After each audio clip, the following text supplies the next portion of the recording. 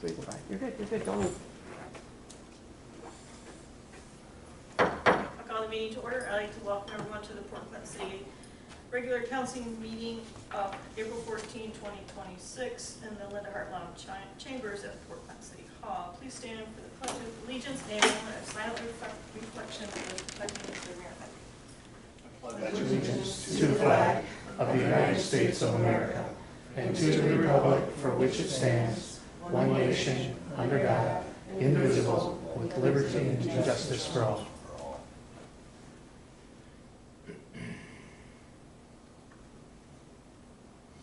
Thank you. You may be seated. Linda, please call the roll. Beth Gilman, Present. Richard Morgan, Excused. Carmen Dapp, Avery Robinson, Excused. Kathy King, Here. Pat Hovis, Here. Jerry Trolley. Here. Thank you. Council, you've previously received the March 24, 2026 regular meeting minutes and the April 8, 2026 special meeting minutes. Do I have a motion to approve the minutes? Madam President, make a motion to approve both regular meeting minutes and special meeting minutes. Okay, thank you. I'll Doug. second. Okay, thank you, Mrs. King. I have a motion by Mr. Troy, second by Mrs. King, to approve the March 24, 2026 and April regular meeting minutes and the April 8, 2026 special meeting minutes. All in favor say aye. Aye. Oppose the same sign? Thank you. Minutes hereby approved. The chair notes a certification has been made regarding the rules and notifications of this meeting. And tonight, under guest presentation, we have Doug Newser, the Special Projects Coordinator for the City of Port Clinton. Thank you, Madam President. I should tell you that Mayor asked me to come to a council meeting with an update a couple of months ago. I kind of put him off, hoping to have better news than I have this evening. Project, water and sewer project, of course, your largest project is continuing to move forward, but about at a snail's pace right now. We continue to wait for the railroad to approve our last submittal, which was submitted in the beginning or mid-January of this year. I believe they're really supposed to try and turn those around within 30 to 45 days, and obviously we've surpassed that. Our consultant says that they continue to email them and phone them, leaving voicemails with little to no response other than their primary contact says, I'll talk to the staff about it, and that's about the last they hear until they call again and get the same response. So it's not very encouraging. In the meantime, we have received plan review and contract and bid document review approvals from U.S. Army Corps, U.S. EPA. USDA is currently reviewing, and we do have a Teams meeting scheduled with them to review some of their comments tomorrow. So the USDA is our last holdout as far as funding agencies. We do have water line installation approval from Ohio EPA as well as sanitary sewer. But depending on what happens with our railroad crossing and approval there with our sanitary, we may have to go back and get our permit updated or amended. But that should only take 2 to 3 weeks tops with EPA, since we're really only changing the elevation of our sewers about 1/8 of an inch through the whole project. But it's still something that they consider needing to be reviewed by them before we can proceed. Lacking railroad approval, we have considered possibly going ahead and advertising for bid, starting construction without that railroad approval permit. We do run some risk, and the biggest risk would probably be if they don't approve our last submittal, our last chance that does meet 100% of their requirements, does require county involvement. We would need some easements and some concessions from them in order to utilize some of their property for our initial sanitary sewer run into the existing sewer that's waiting for us. So that, the downside of that is then the contractor has an open request for contract amendment on probably at the very start of the project. Sanitary sewer usually is the first thing that goes in, but that shouldn't really hold up the contractor because we are requiring water lines to be installed first in the areas where sewers are going in, and that's primarily to eliminate the old water lines as quickly as possible and not have a lot of construction traffic on them before they break. because of their fragileness on the project. So I wish I did have, you know, a hard and fast schedule I can give you. If we receive railroad approval this week yet or next, we'd probably be looking at advertising in June and July. Contract execution would probably take 2 to 3 months, so that puts us into October, November, possibly starting construction then in November, December, or January of this year. I guess on the good side, the city has been successful in securing about $18 million in grants, I believe the number was. And then I think we had about $8 million in 2% loans and $2 million in 1% loan coming for the project. So that does help a little bit with the inflationary increases we've seen in the project cost over the past 5 years. To update you on another project, if you've been down Lakeshore Drive, you'll probably noticed that the revetment itself is completed, and they're installing our erosion control mat that goes between edge of pavement and the face of the revetment. They are on track to complete that project by May 15th, which is their completion date. And I'm also told that the contractor did very well on the revetment construction, and we should be expecting, hate to tell you, but possibly about a $400,000 savings on that over the contract amount at this point. That money, ODOT did require all of the village's portion of the project to be provided prior to bidding. They did return a portion of the total that we gave them, but withheld what they think they needed. And we should get whatever money's left over back within 2 months, I think, maybe 3 after the completion of the project in May. Resurfacing project phase 1 is not quite finished yet. The contractor still has, I'm guessing, about 2 to 3 weeks worth of work if and when we get them here, and if they are able to stay to complete the whole thing. USDA is funding that, and they're anxious to get that portion of the project closed out, so we're going to try and put some pressure on the contractor and tell them if you don't get it done, there's not going to be any money to pay you. I don't know what you're going to do. We still do have 8% retainage on them, so it's pretty substantial, that payment for them that they're waiting for. Other projects, Perry Monroe Harrison is on schedule through design at this point, planning to construct that in 2 phases. First phase probably would be advertising in November if we can keep on schedule. That does have a railroad permit involved with it though, so we're kind of keeping our fingers crossed and seeing what happens. Hopefully we learn from our current permit application in there and get through that more quickly. Construction on that first phase would probably finish up, I would hope, before Memorial Day, but it might bleed into the middle of the summer. And then the roadway portion and roundabout would most likely be for sale by ODOT. Not positive on that date. I think it would be spring of 2027. 2028, I'm sorry. Yeah. We're also working with ODOT on possibly getting some resurfacing lined up for Lakeshore Drive from the corporation limits to the drawbridge. And then also hoping to be able to extend our Perry Monroe Harrison project from Jefferson Street, most likely down to Oak Street along Perry with their urban paving funds that they have available to the city.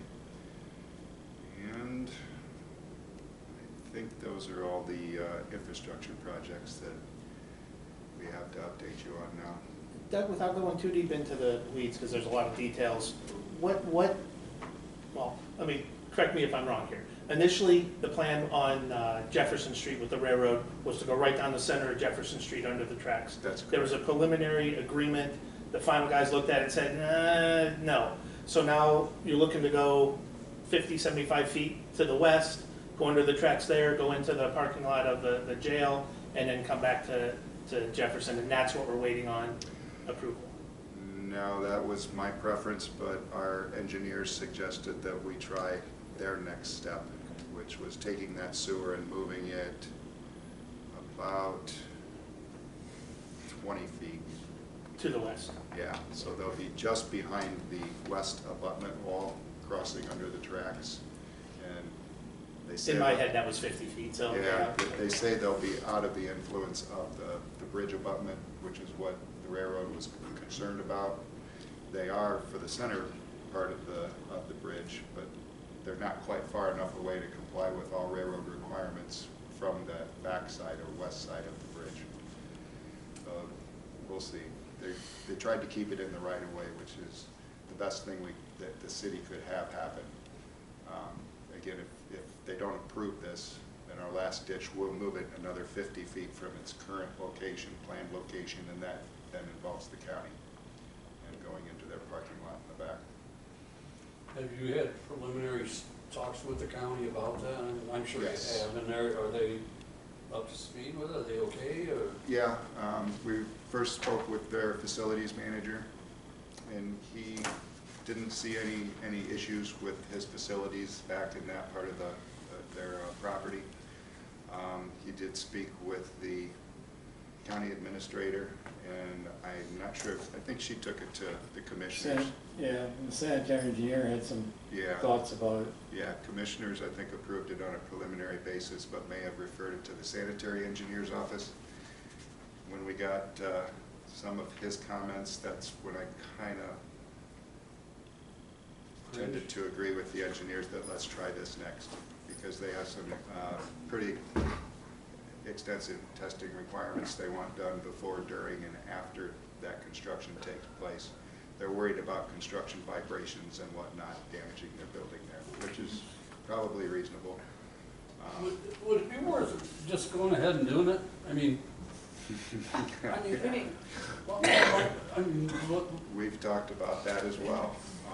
You know, we hear that Columbia Gas does that on a regular basis, and maybe some of the other underground fiber optics and whatnot, Spectrum, that may do directional drilling. maybe misunderstood. I mean, bypass the railroad and just work with the county and go under the Oh. railroad there. Well, I didn't mean to say just Yeah. do it. Yeah. Oh. But we have had those conversations. You're real close to the jail, so you gotta keep that in mind. Yeah. No, I mean, would it be worth just bypassing the railroad altogether? Well, And- we still have to cross the railroad to get to the county. But wouldn't they side. still approve that? I mean, what do they say about that plan? That's our next step. We could have done that instead of doing what we're doing, but the engineers didn't think it would take this long for them to approve it, because they Gotcha. say they had verbal approval to do what we submitted. Right. Can we send it out to bid without that portion as part of the bid? We need to include something in there for it, but we can go ahead and bid without it. We have to go back to the two other major funding agencies, make sure they're okay with it, but we have preliminarily discussed that with USDA, and they're okay with us doing that. And I mean, that would EPA be as well. my, if the railroad isn't getting back to us, like, it would just be better to get shovels in the ground at this Yeah. point. Yeah, I did get some word from our consultant that our discussion with USDA tomorrow may also include them wanting us to split our whole project, keep it as one project, but split it into two contracts, so that we have the water line being constructed possibly by one contractor and then the sewer by another. We've been talking about that administratively for a year or two, as a possibility to expedite part of the project at least, but USDA wants us to bid it separately like that, but still all at the same time. So we could end up with two contractors, we could still end up with one. I have to make sure that they understand we've got water line intermingled with sanitary sewer, and I really don't want two contractors working on the same street at the same time, or even at all. One more question, is there any way that we could put a newsletter out, as I've requested for the last couple of years from the administration? Put a newsletter out stating all those facts for our citizens that don't have the internet, that don't go on Facebook, that don't get out and about. It's nothing's ever in the paper. I know sometimes it's in the Beacon. And I've used my father-in-law, God rest his soul, as an example. He didn't have Facebook, he didn't have the internet, and if I didn't tell him what was going on with the project, he wouldn't know. we need to let our citizens know what is going on with this project. I don't know why we can't put a 2-paragraph or a 3-paragraph or a 3-page newsletter together, throw it in the water bill, and let them read it, for gosh sakes. I mean, ever since we talked about this project, I have asked for that and asked for that. Tracy Colson, God rest his soul, said, yep, Jerry, we're gonna work on that. And in his office, after one of the council meetings, says, hey, we're working on a newsletter. I want to show it to you before we send it out. Nothing. I asked him about it, and it was like asking the wall. I don't see what the issue is communicating to our citizens, for gosh sake. We have no problem asking them for more money, more money, more money. But if, I don't know, that is just one of my biggest pet peeves. That's my 3rd term, and it's always been my pet peeve. No communication coming from the city. And if I ruffle feathers, if I piss somebody off, I don't care. I really don't. I'm not here to basically make friends. I'm here for our constituents. We need to let them know. Dang it. I'm 100% behind you on that, I Jerry. mean, And constant asking. we haven't had a state of the city in like several years either. Anyway, that's all I have. Thanks, Doug. Okay, no, I appreciate your comments. Thank you for all your work. I don't think Tracy ever really talked to me about possibly putting such an update in writing, and then maybe inserting into the utility bills. That's something that Jim and I can talk about, and if Jim's in agreement, we might have something draft for really you to think we need to review get out there. in the next couple of weeks. The 7 of us up here, all we hear is complaining about it. Yeah. When is something getting done? Well, all we can tell them is what we're being told. Just people out there that aren't asking us and are just fired up. No, I understand, and Jim and I have had calls. Oh, I can imagine you guys have. We've gone out and visited with, listen to their concerns and try to explain the project to them. Most of the time, they're pretty understanding. Exactly, After exactly. 5 or 6 years, they're starting to get pretty restless and discouraged as And are. thank you for coming tonight, because we can use this video to Yes. share with our people that have technology, that there are a lot that Absolutely. do not, especially with the cost rising of internet And there's a lot of younger people that don't use Facebook. Right, but I do appreciate You know, this, because that will touch some people, and maybe they'll talk to their. Yeah. The video's not on Facebook, it's on YouTube. No, I know. I know it's on YouTube, but we I know, can but share people it. aren't looking for it on No, YouTube. no, They no, know. No, but we can utilize it, we're savvy enough to figure that out, so I appreciate you coming and giving us an update. Yeah. Good news, bad news, any news, we Yeah. do appreciate it, so Mayor, thank you for asking him to come. Well, if Thank any you. of you get questions and you don't know the answer, certainly advise them that you'll find out the answer. Come to me, and I'll either get in touch with whoever you were talking to or provide you with the information.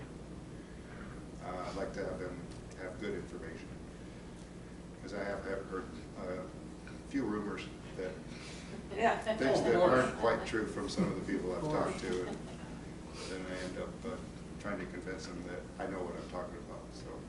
They want to know what the 7 of us are doing with the money, for God's sakes. I hope we're earning interest on it at least. Okay, I think that's all I have for you, unless there's something I'm not remembering and you have questions about anything else we're trying to accomplish here. What streets are still gonna be resurfaced? Is it a specific area? So the water and sewer project, every street we go down is gonna be resurfaced. Oh, I mean with the Phase- phase phase 1A. Oh, phase Yeah. 1A. Yeah. All of the original streets that were contracted for are completed, plus State Road, as you may have noticed, we're able to add that to the project. There's a couple of change order items. If you recall that one section of Fulton Street's about 50 feet long that never got paved when it got paved this way and this way. We added that to the project, so that needs to be done. There's a few punch list items, and then we have had a couple of damaged previous roads that were resurfaced that we have to go back in and do some repair work on. Primarily concrete streets that we put asphalt overlay on. They didn't do well through the first winter. They are in kind of critical areas, high traffic areas, and I was kind of surprised actually after I realized, you know, what condition they were in before, why they didn't get fully reconstructed. They're short sections, maybe 50 feet, half the pavement width. So those are the major items that they have to do yet. Like I said, I think they could be done in 3 weeks. Well, thank you. If you haven't heard, there was an item missed at the dead end of Garfield on the south end. We removed asphalt there rather than resurfacing it. It dead ends, I think, into one of the multifamily complexes over there, and kind of determined that it didn't really need to be there. We weren't vacating the roadway, just removing the pavement. One thing that engineers didn't realize that there were 2 catch basins at the end of that street. By taking the pavement out and putting topsoil in there, they dammed the water up at the end of the street that was left. So it does probably get 3 to 4 inches of water all the way across it. I'm sure last week it probably did. So we're waiting for the contractor to explain to us how they best want to try and fix that. We've got 2 or 3 options, so kind of leaving it up to them at this point.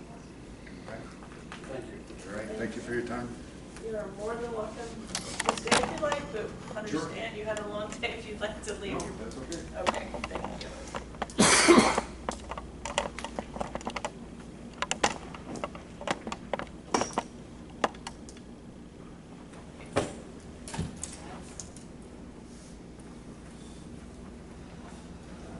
Do we have any public comments? Jordan Davenport, 3257 East Overlook.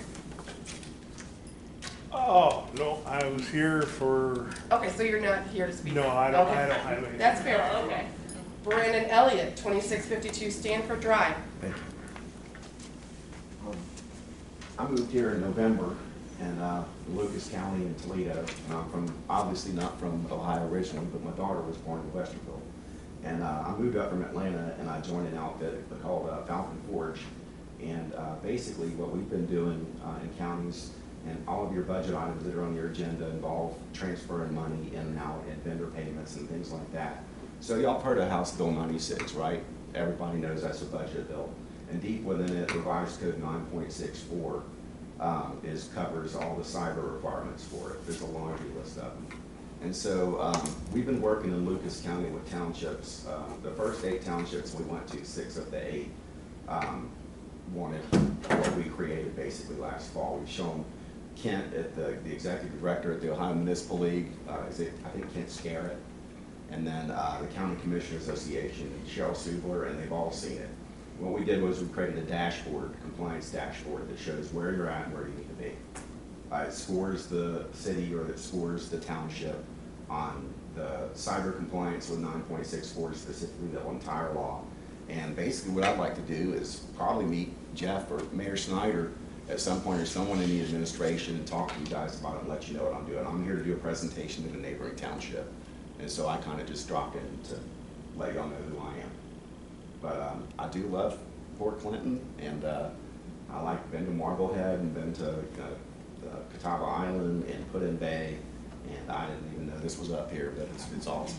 So anyway, but that's my story, and Mayor, I'm going to leave some information with you guys, and I'd love to meet with Safety Director Sass. So that's pretty much it, you guys. Nice to meet you. Thank you. Thank you. You'll see me around the city sometime. Usually singing karaoke. That's pretty gaff. We'll move on to executive officers reports. There are 2 new ordinances for first readings, ordinance 15-26, and ordinance 16-26. Administration has asked to be passed on their second read as they are time sensitive. Additionally, we will have a special council meeting on Tuesday, April 21st, 2026 at 6 p.m. where both those ordinances will have a second read and they will not be assigned to a committee. If the clerk could post the proper postings for the special meeting, I would appreciate that. Additionally, reminding council that one time during your term, you need to take the public records training. It's required to do. And also your ethics financial statements are due soon. So if you haven't filed those yet, you should. And that is all I have. Move on to the mayor. Thank you, Madam President. Good evening, members of the council. It's good to be back, although I was here for the special meeting last week. Spring has actually sprung. There's a lot of great things happening around the community. First and foremost, you'll be happy to know that the restrooms at Lakeview Park and Waterworks Park should be open by this weekend. They started the process of dewinterizing and checking for leaks and other damage today. In addition, the floating docks down at the Jefferson Street Pier are in. The first brush pickup of the year started yesterday. Again, it's the second Monday, the week of the second Monday of the month, April through October. Get your stuff out to the curb. We are not picking up leaves, but if you put them in bags and put them in your bin, Republic Services will take those. Not in a tote, just set them on the ground. Yeah, Oh. paper bags. Misunderstood. You have to sign up for that. It's Yeah, not, it's not included in your regular, You it's a sign up special. with Republic Service, Yeah. $10 a month. You call Republic Services, and they'll schedule it. Very good. Right. Thank you. That's good. Citywide cleanup is this weekend, this Saturday, from 8 to 3 here in the parking lot of City Hall. Again, a city ID is required for that. A few weeks ago, Main Street, Port Clinton released the entertainment schedule for the district downtown. Entertainment will start the evening of the 21st of May. The plan is to close the road and begin setting that up the week of May 11th. So May 11th, Madison Street, the 100 block, the north half of the 100 block will be closed down. If you're looking for something fun and exciting to do after the citywide cleanup, Saturday night, the Ohio State Alumni Club is having their annual auction out at the fairgrounds. Doors open at 6. A lot of great Ohio State stuff. On May 2nd, I was asked to participate in the Cub Scouts Pinewood Derby. I thought I was going to be a judge or just there to cheer the kids on. I returned from my trip and there was a Pinewood Derby car kit sitting in my mailbox here. So I'm working on that with some, well, I'm not working on it. The folks at the wood shop at the high school are working on it for me. And so hopefully they'll make it fast and exciting. They were very, very happy to help out. It's going to cost me a couple of pizzas, but I think it's going to be well worth it. I'll let you know more after the 2nd of May. May 6th, which is a Wednesday, is the biannual Bike to School Day. Ms. Daft volunteered if no one else would volunteer, and then shortly thereafter, Ms. Shanker volunteered to participate in that, so she will be escorting the kids from their gathering point to Baton Elementary School the morning of the 6th. I will be out of town that day, picking up the first of the exchange visitors coming in to work for me this summer. Speaking of the exchange visitors, the foreign kids that come in, we're expecting somewhere around 600 here on the mainland and more over on the island. This year the program just keeps getting bigger and bigger as the economy grows around here. Because of that, earlier today at St. John Lutheran Church, we held the first annual Community Support Group meeting. The Community Support Group is there to provide assistance to these exchange visitors that come into our community. It's called the Work and Travel Experience. Work and travel takes care of itself. It's the experience that we're trying to make amenable to these kids. You know, none of you have ever heard of Chiayi, Taiwan, or Nakhon Ratchasima, Thailand, in the same folk and the same ilk. Those kids have never heard of Port Clinton, Marblehead, Catawba, and Put-in-Bay, Ohio. Heck, some of them haven't even heard of Cleveland, Ohio. So the goal of the Community Support Group is to provide those services to make the experience here beyond the work enjoyable, so when they go home, they tell their friends sign up for the program, and that cycle continues. What this Community Support Group will evolve into, we don't know. It's different in every community where there is a Community Support Group. But at today's meeting, there were about 36 in attendance. The host agencies that coordinate getting the kids over here, first responders were there, other elected officials, community members, host employers from both the mainland and the islands, as well as representatives of the Department of State. I can tell you that on August 3rd, we will have our 4th annual welcome event downtown. That's a Monday night at the district, where we bring in the DJ and the food and all the kids from all over the place. So we're looking for that to be a great event. And again, the kids will start to arrive May 1st. So as you see them in the community, please feel free to introduce yourself and say hello and welcome them to this area. Another sure sign of spring, we're starting to see more and more stuff pop up on boulevards, the living room lawns as I call them. And of course the city crews and my father have started mowing their lawns, and so some folks will do just fine, other folks will blow their clippings into the street, those weed warriors and grass holes as we call them, and then others won't mow at all. If you come across, you as council or anyone listening to this on the internet, come across these issues, please give the Port Clinton Police Department a call. Their non-emergency number is 419-734-3121. Again, 419-734-3121. Or if you want to take a picture, make sure you try to get the address of the property in the background. You can email that to dispatch@portclintonpd.org. Again, dispatch@portclintonpd.org. You can do both of those things anonymously.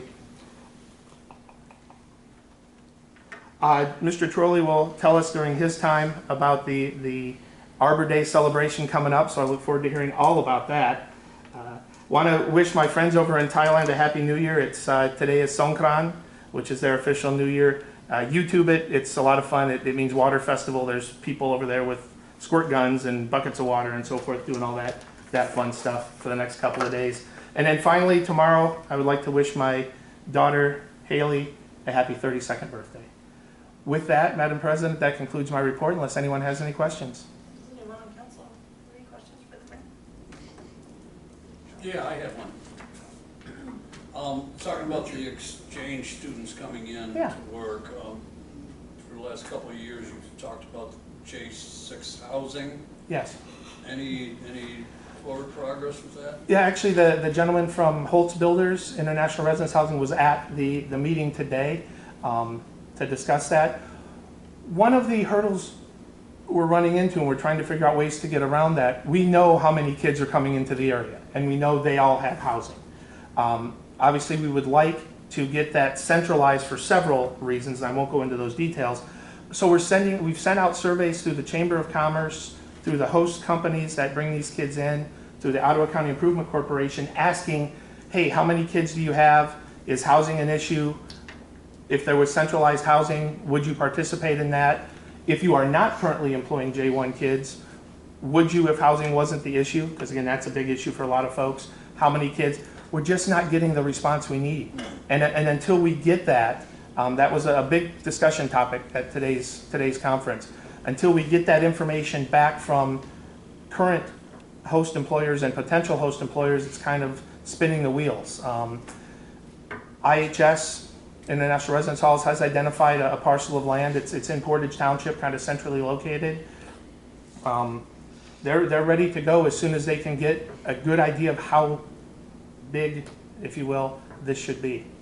So, and they've actually talked to other entities in the community that could utilize a section of this structure, as it would be, for more permanent. Example, if Magruder Hospital brings in year-round nurses from overseas, that can be separated from the J1 housing. Davis-Besse has interns, that can be separated. USG has interns. It can be more of a residential setting in the same structure to give it year-round occupancy. But the short answer is we're still in a holding pattern. And I think Sandusky's having the same issue.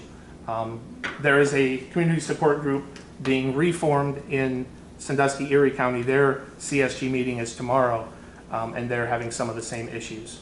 You know, right now a lot of, this is more information than you wanted, but you know, I'm here. A lot of the folks have, the host employers have already invested a substantial amount of money in housing. You know, that's a negative on several aspects.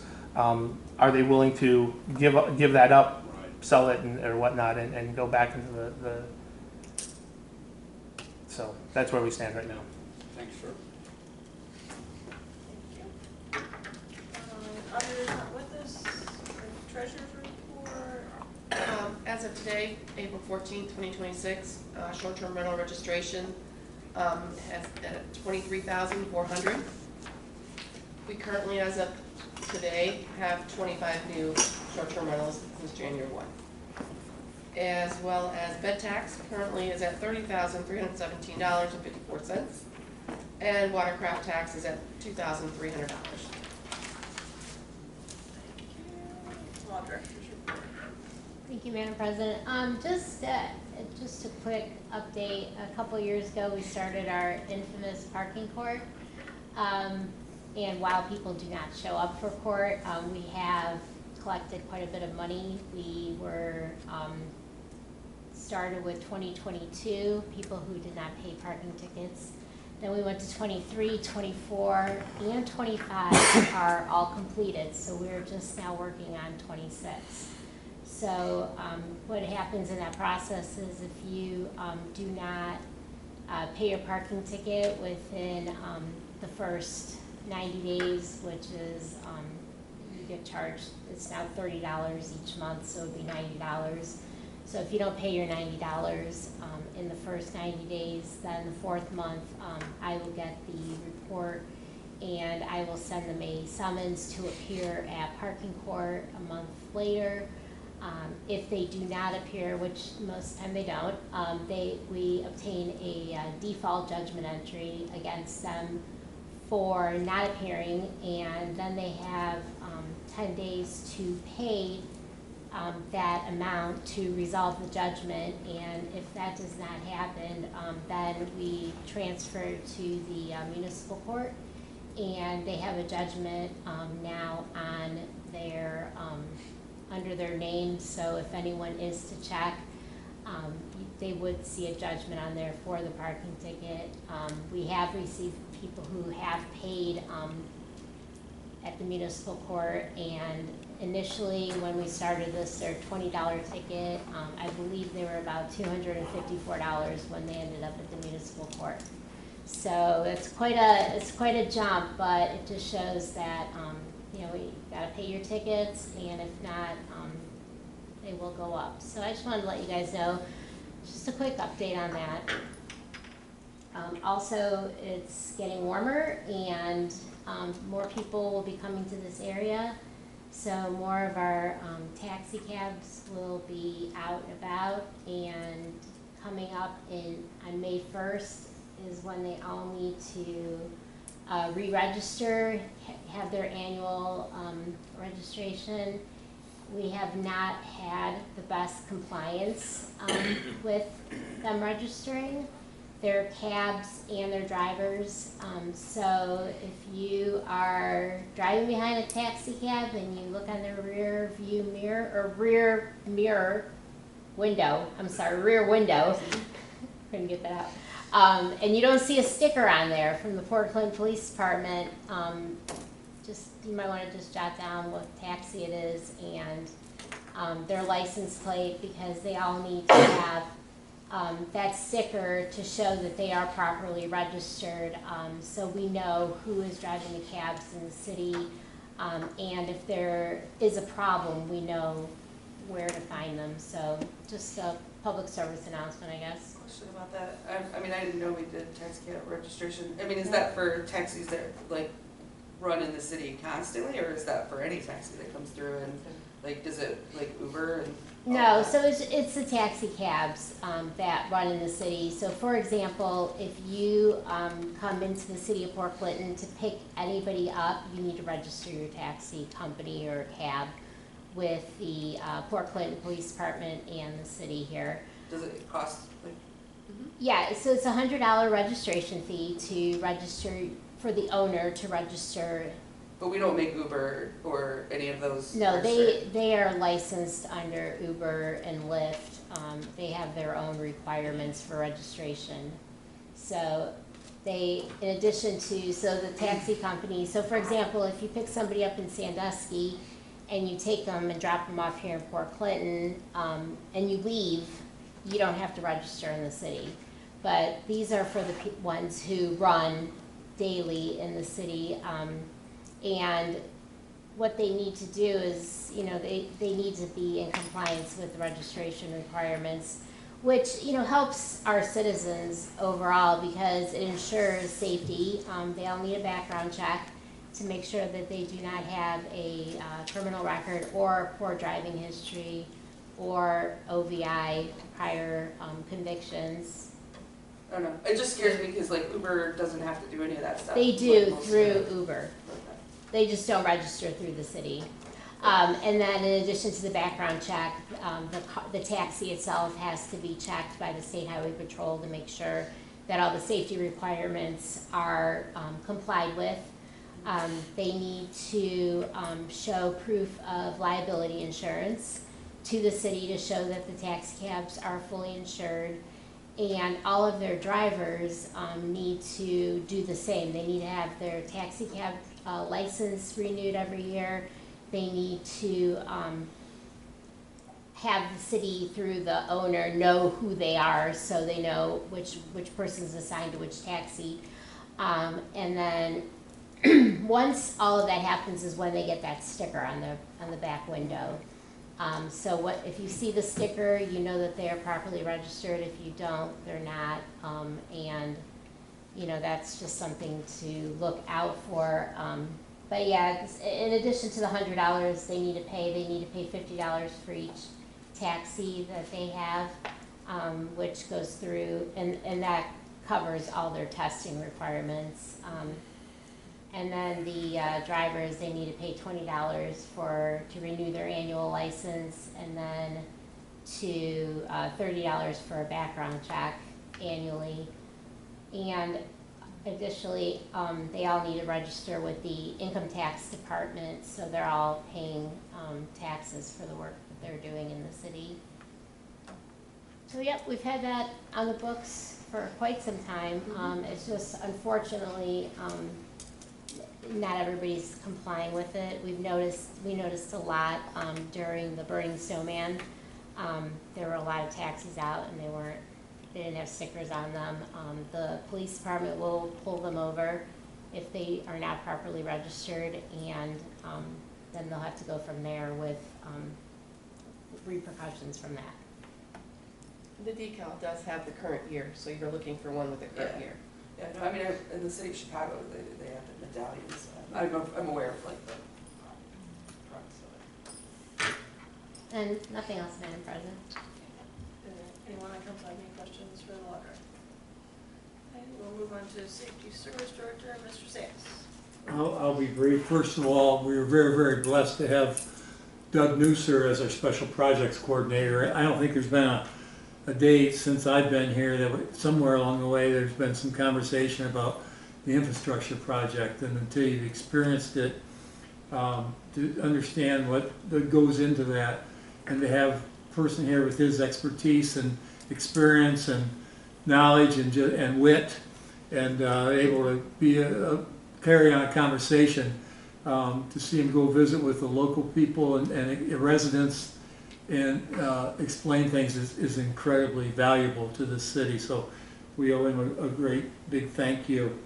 The only thing I have to add, and he stole most of my thunder, which is fine, is that we're also there's a project on 11th Street, sidewalks on the south side of 11th Street. It's 100% funded by ODOT. It should be going in June, July, along in there. We will make contact with the property owners ahead of time so they know what's going to be happening. There's at least one tree and a couple other minor obstructions that are going to have to be relocated. They're currently in the right of way, but I think we can, that shouldn't be an issue. Probably the biggest snag may be now in the wintertime, these folks have sidewalks that they're going to have to shovel, which you didn't have before, but that's a small price to pay. Obviously south of the high school, it's a travel route for kids and adults walking and that type of thing, so it'd be nice to have sidewalks out there. There's none currently on either side of the street. And that's all I have. Any questions for me? Thanks. Okay, thank you. Want to move on to committee reports. Finance, Mrs. Opus? Nothing tonight, Madam President. Safety and Public Works, Mr. Trolley? Nothing tonight. Economic and Community Development, Ms. Gilman? Thank you, Madam President. We had a meeting scheduled and then rescheduled. We do not have a date for that rescheduled meeting at this time, but as soon as I do, I'll let Sandy know and get it posted once I talk to my committee members. So, nothing else, Madam President. Thank you. We'll move on to correspondence. Under correspondence, we have the financial report of March 2026 provided by Dave Belo, the auditor. Does council wish to take any action as to the correspondence? Madam President, Mrs. Gill. I move we accept the financial report, March 2026, provided by Gabe Belo, auditor. Thank you. Do I have a second? Thank you, Mr. Trolley.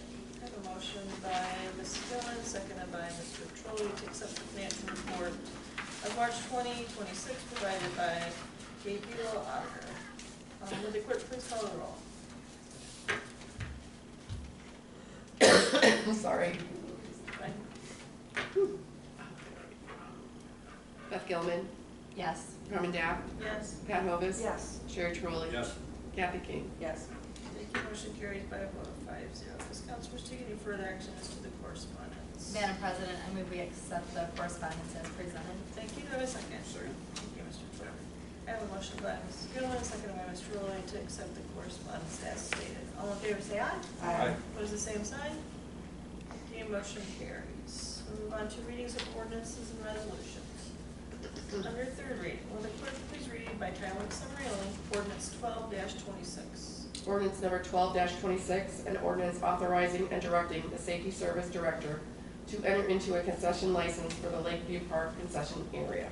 Thank you. Does council wish to take any action as to ordinance 12-26? Madam President, Mr. Trolley. make a motion that we adopt ordinance 12-26. Thank you. Do I have a second? I'll second. Thank you, Ms. Sobis. Any discussion? Okay, I have a motion by Mr. Trolley, seconded by Mrs. Hovis to adopt ordinance 12-26. Will the clerk please call the roll? Kathy King. Yes. Beth Gilman. Yes. Carmen Dapp. Yes. Jerry Trolley. Yes. Pat Hovis. Yes. Thank you. Motion carries by a vote of 5-0. Ordinance 12-26 is hereby adopted.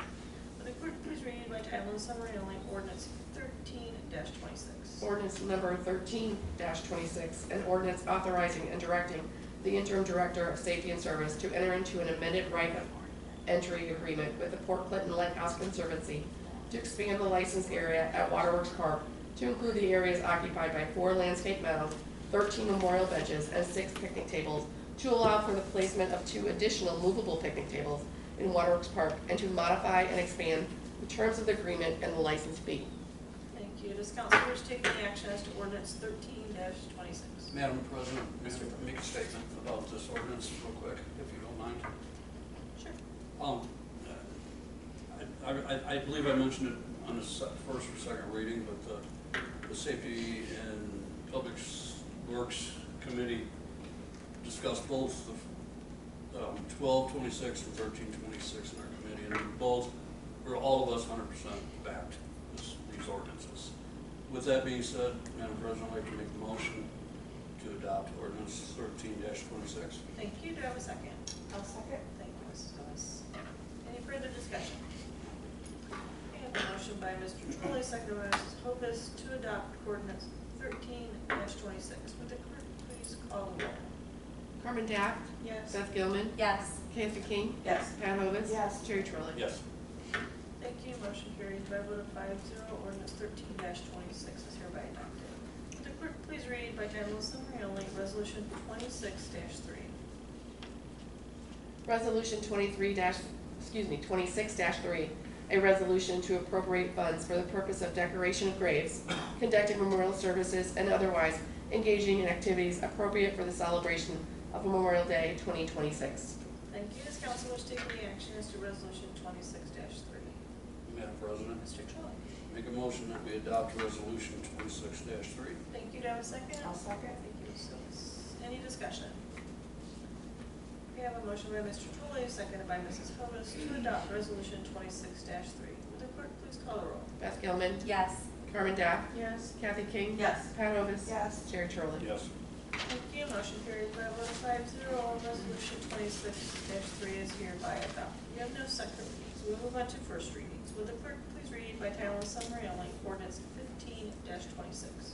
Ordinance number 15-26, an ordinance authorizing the City of Port Clinton, a municipal corporation and political subdivision in the state of Ohio, to sell its undivided 30% interest in the property located at 1856 East Perry Street, Port Clinton, Ohio, commonly known as the County City Building, and declaring an emergency. Thank you. Does council wish to take any action as to ordinance 15-26? 16-26? Seeing none, ordinance 15-26 will be moved to its second reading at the special meeting scheduled for April 21st, 2026 at 6 p.m. Will the clerk please read by title and summary on ordinance 16-26? Ordinance 16-26, an ordinance confirming the sale of the city of Port Clinton's undivided 30% interest in the Port Clinton located at, in the property located at 1856 East Perry Street, Port Clinton, Ohio, commonly known as the County City Building, and declaring an emergency. Thank you. Does council wish to take any action as to ordinance 16-26? See? I'm allowed to ask a question? If you want to. Yeah, so my question is like, you know, I see we have the sales price in here, but do we have like the contract like with other contingencies? Like, I mean, my biggest concern is that the new city hall will take longer and then we'll end up homeless. Is that a contingency that's in the contract? So there's a clause in there which states, and I don't remember it verbatim, but there's a clause which states that closing will not take place until both parties mutually agree on a date in 2027. And that date would be proposed by the seller of the property, which is us. And then there's another clause in there which states that the buyer would take possession of the property 90 days after that closing date. So hopefully they will be patient with us because we're not quite sure what's going on with the other property as far as how long it would take to get in there, but there are two clauses in there that would cover that issue.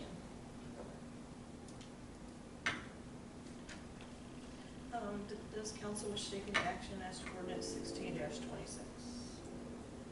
Seeing none, ordinance 16-26 is moved to its second reading at the special council meeting scheduled for April 21, 2026 at 6 p.m. Move on to business from the floor. Mr. Droll.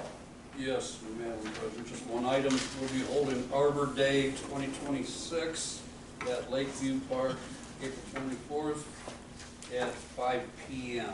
And I see my fellow council members will be there to help. And we appreciate that. Thank you. Thank you. Ms. Norris. Ms. Stephanie. I just wanted to thank the fire department for coming to help when my mom got sick. And I hope that when people go to vote, that they realize what an asset fire EMS is in our community. And without it, it would be quite a detriment. So that's all I have. Thank you. Thank you. Ms. King. Yeah, I echo that sentiment about the fire department. They're an amazing group of people, and they treat people who are going through like a crisis or something sad, they're just amazing. I don't mean to get emotional, but I hope that people will vote yes for the fire department.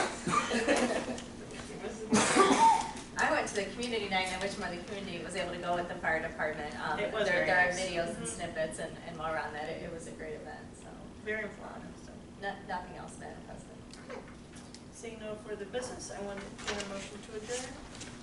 Madam President. Yes. Make a motion in this August. Do I have a second?